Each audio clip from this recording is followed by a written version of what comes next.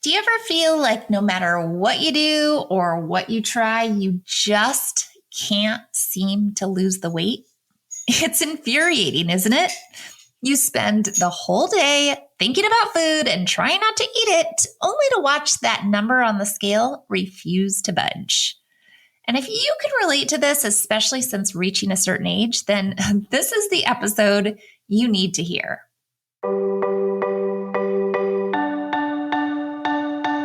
Welcome to the Ditch the Carbs podcast, brought to you by Thinlicious. I'm your host, Ruth Sukup, and here we'll talk about everything from the science of weight loss and metabolic flexibility to practical tips for making your health a priority in the midst of a very busy life. It's the perfect blend of insightful education, practical application, and good old-fashioned motivation. So buckle up, friend, because it's about to get real.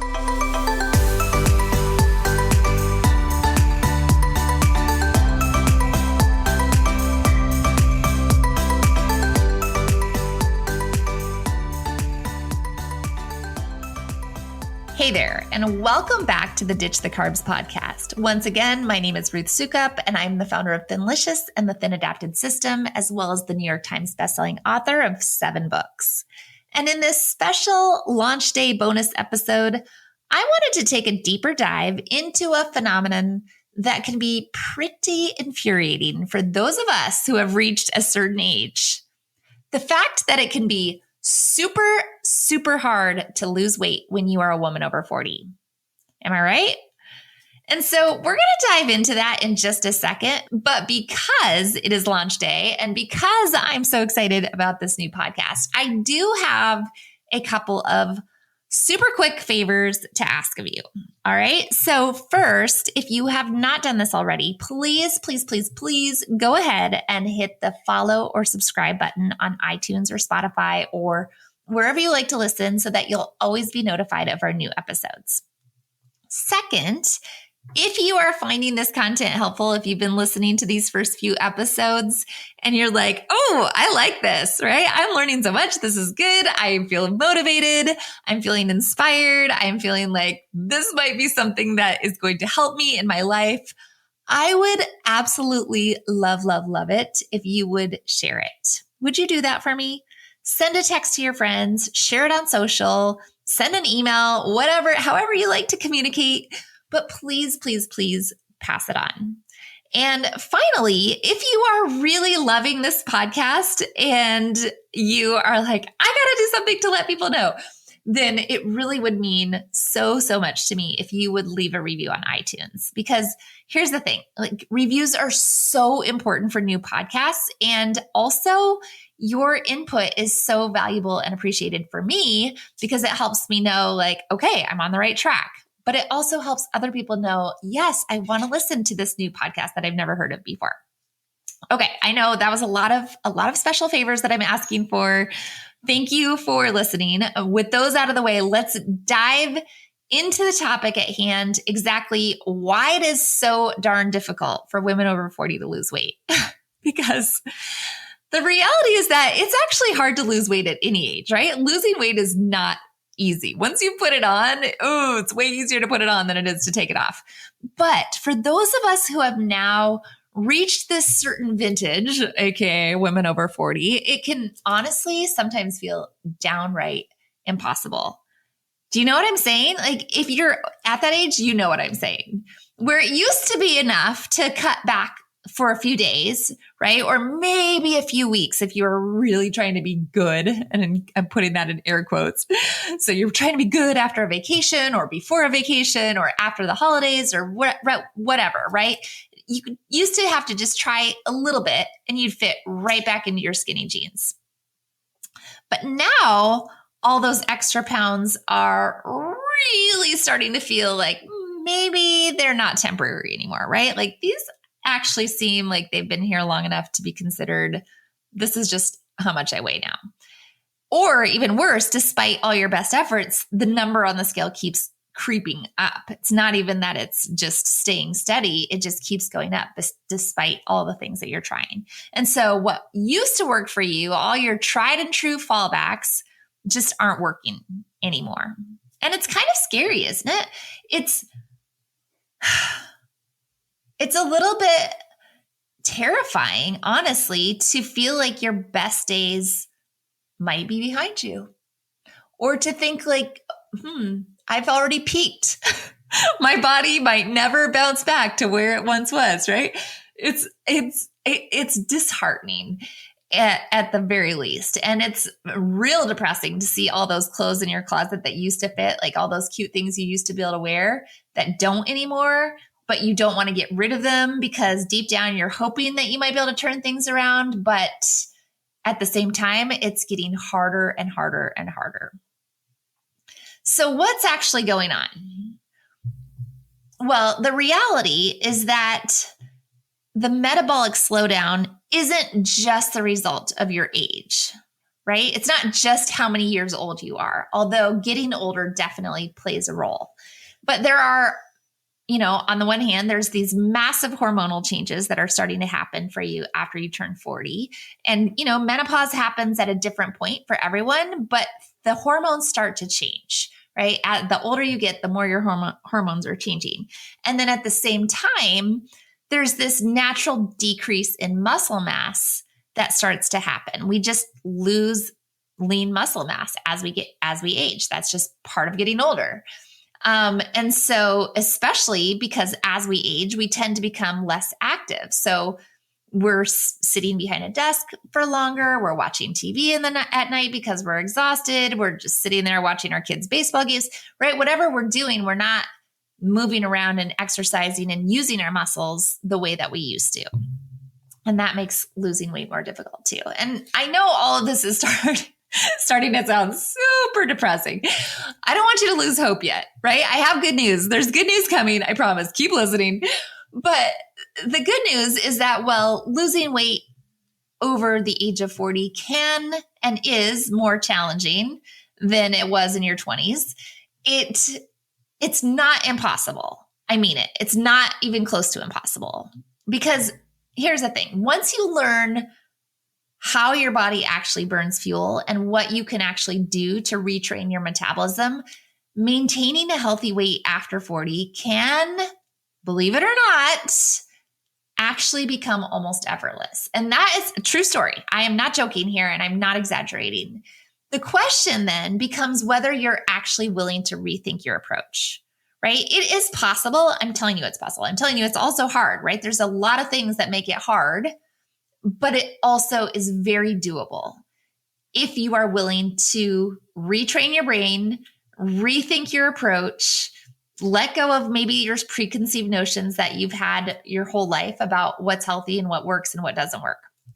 But I might be getting a little ahead of myself. So let's back up a little bit and talk about what is it that makes it so hard for women to lose weight after 40? What really is the problem? And honestly, it's a lot of things that contribute to the problem. First, it's like I said, it's the hormonal changes, because it's not just hot flashes and mood swings that you need to worry about, right? We think about those things when we think about being menopausal or perimenopausal or whatever it's all called. A lot of those are the jokes. Oh, the mood swings. Oh, the hot flashes. But the reality is that women over 40 are experiencing a sharp decline in estrogen and progesterone, which are two hormones that play a major role in weight regulation. And so as those levels are dropping, it can cause you to increase your appetite, but it also changes how your body stores fat and where your body starts to store fat. And so you may all of a sudden start packing on pounds in places that you never did before.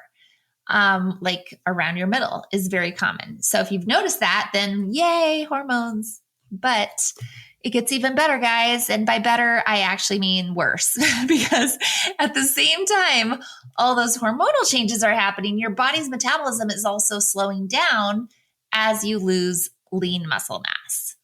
And you've probably heard this before at some point, but muscle burns more calories than fat, which, put another more scientific way, muscle tissue is much more metabolically active than fat tissue. So as you age and begin to lose muscle, and that muscle is replaced with fat, your metabolic rate is declining. And that means that you are burning fewer calories at rest, right? Your body is burning fewer calories at rest, and that is making it harder to maintain your weight or to lose weight. And, as if that weren't good enough, on top of all those hormonal and metabolic changes that are occurring as you get older, many of us find ourselves being way more sedentary as we age than we've ever been before, right? The older you get, the more sedentary you tend to be.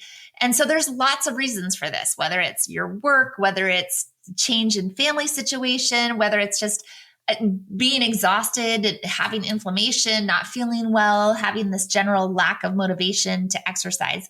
But whatever the reason, this decrease in activity level can further slow down your metabolism and make it more difficult to lose weight. So all of that to say, if you have been struggling with not being able to lose weight, it's not totally your fault. Literally, the deck is stacked against you, and you're basically fighting against your own biology. But I guess that brings us to the big question of the day, like, do we throw in the towel? Do we just give up? Or what can you actually do about it? Well, the short answer is a lot, actually. You can do a lot about it. And so to me, the first step, though, is really understanding how your body actually burns fuel. Because most people think that weight loss, still to this day, most people think weight loss is all about cutting calories, right?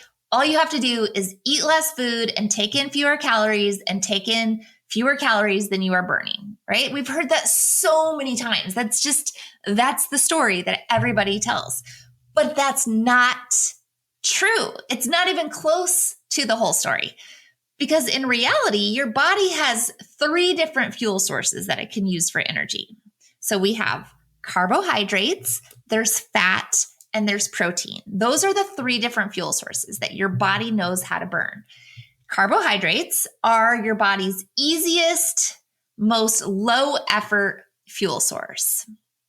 So when you eat carbs, they are broken down into glucose and they're sent to your cells for energy. That's like the cheap fuel, right? That's the cheap fuel. That's your body will always go straight to carbohydrates. And so the thing is, though, when you eat carbs, they're broken into glucose, they're sent to your cells, and your body can only store a limited amount of glucose. So when you eat more carbohydrates than you can immediately use for energy, right? If you can't use that right away, if you're eating carbohydrates and say you eat this big bowl of pasta, it's a giant bowl of pasta, and it's more carbs than your body can immediately use, the excess is converted to fat and it gets stored in your cells. And that's basically why a diet that's high in carbohydrates and sugar, especially high in refined carbohydrates, will lead to weight gain. And also why ditching the carbs, see what I did there, can be very effective for weight loss. It's why almost everyone that you talk to who has lost a significant amount of weight without drugs will probably end up telling you something like, oh, I went keto, or I cut out carbs, or I did the Mediterranean diet, right? Is also a low carb style diet. And as an aside, this is kind of a little side tangent, but in case you didn't know this, the exact reason why these new weight loss drugs that everybody is talking about, right? Wegovy, Ozempic, there's other ones, the semaglutide, glutitude, or however you say that word. The reason why those weight loss drugs are so effective is that they basically work the exact same way a low carb or ketogenic diet works. They regulate your blood sugar and your insulin levels, which in turn allows you to more easily burn fat. And because you're burning fat for fuel and your body is getting what it needs, you're less hungry. It's what we at Thinlicious call being thin adapted. But what that really means is that if you can't afford to spend thousands of dollars a month on designer drugs that celebrities are taking, or you don't want to be stuck taking medication for the rest of your life, then I've got really great news, because you can actually get all of the benefits of those drugs with none of the side effects just by changing the way that you eat. And I promise you, those big pharmaceutical companies don't actually want you to know that, right? They want you on the drugs because they're going to make way more money. They basically looked at keto and what keto was doing to people's bodies, right? What a low carbohydrate diet was doing for people's bodies, and went, I wonder if we could recreate that with the drugs. And they did. They created these drugs. They have a lot of side effects. They're very expensive.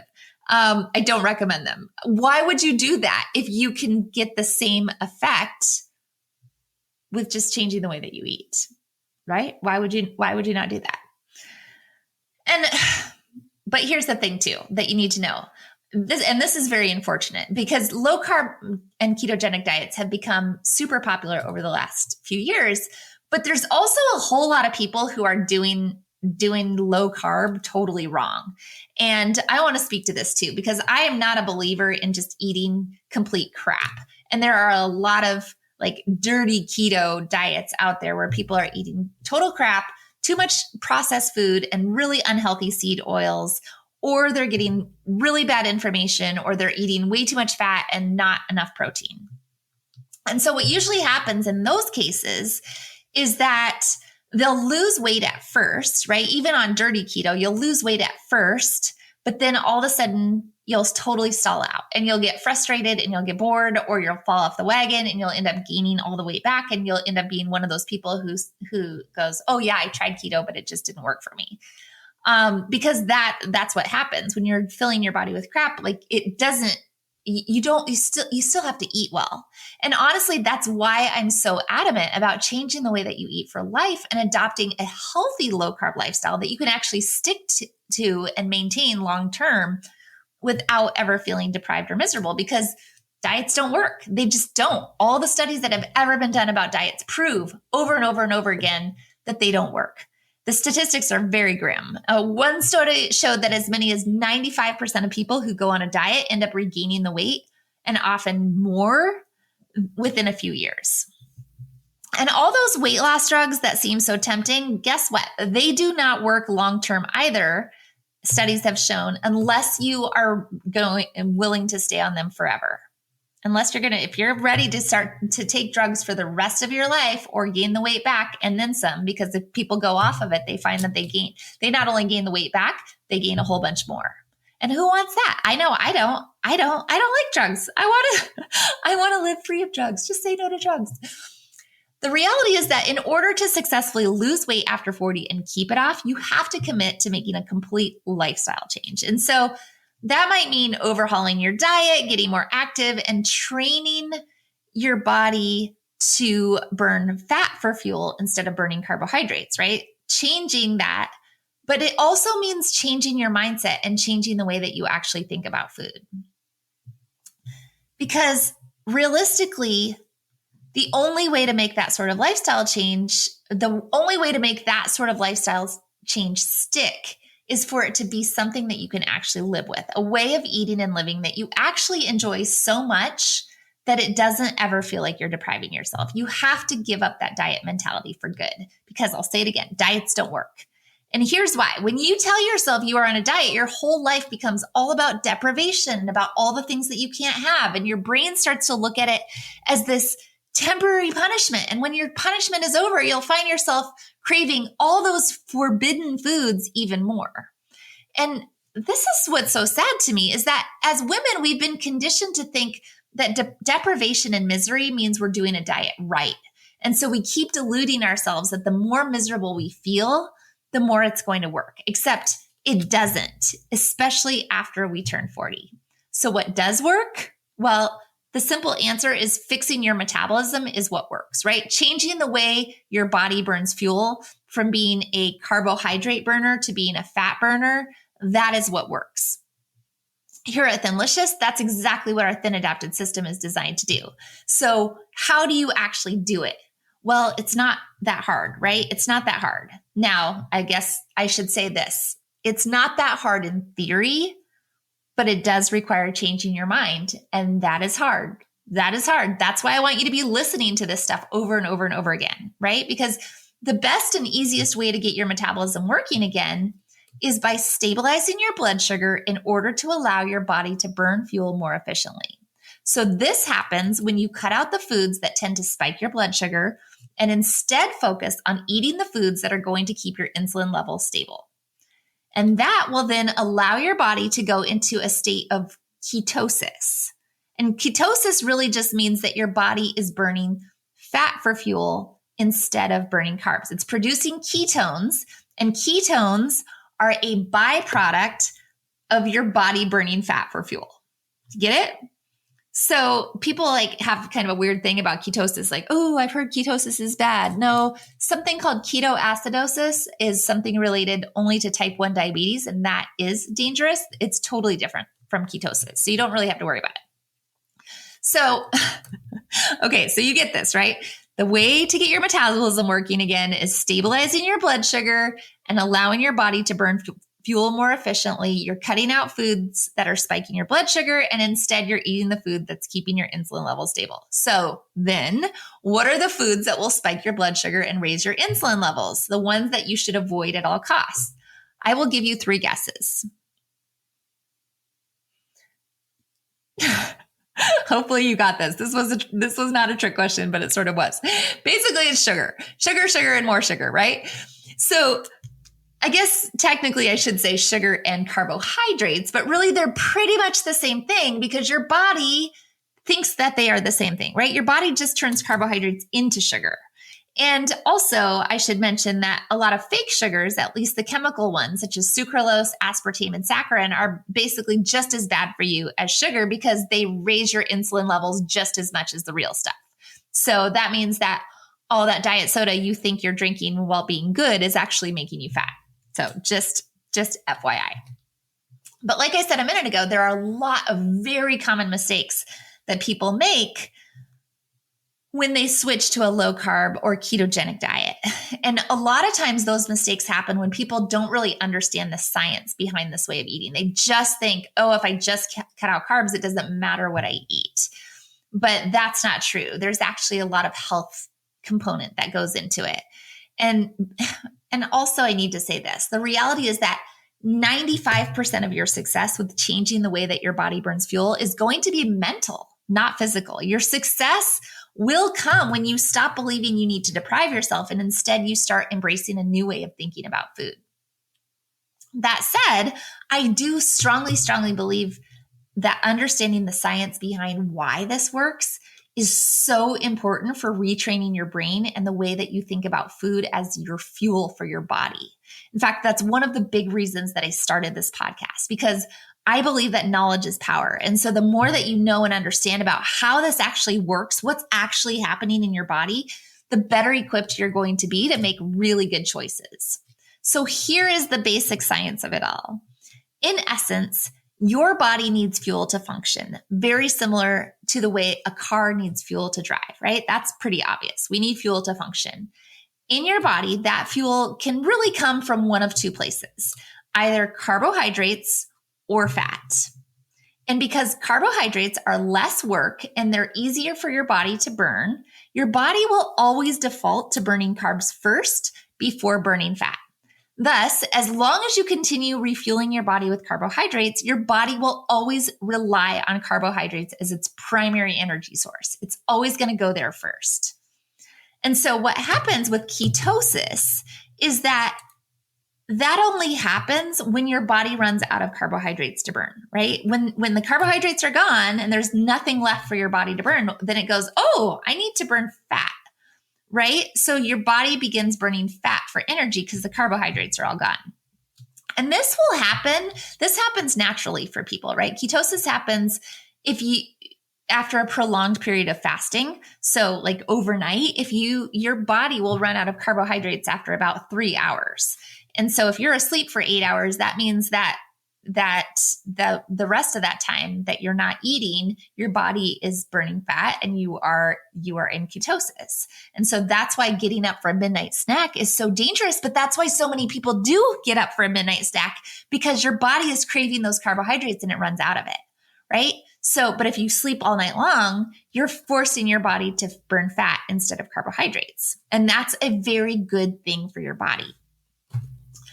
So what does it mean to become what we call thin adapted? Well, thin adapted is what happens when your body switches its default energy burning system from burning carbohydrates to burning fat, right? Not just like once in a while, not just overnight, but like its default energy burning system. It's something that's also referred to as being metabolically flexible. So now your body automatically looks to fat as its energy source versus carbohydrates as its energy source. It's become so accustomed to burning fat for fuel rather than burning carbohydrates for fuel that now you are what we call thin adapted.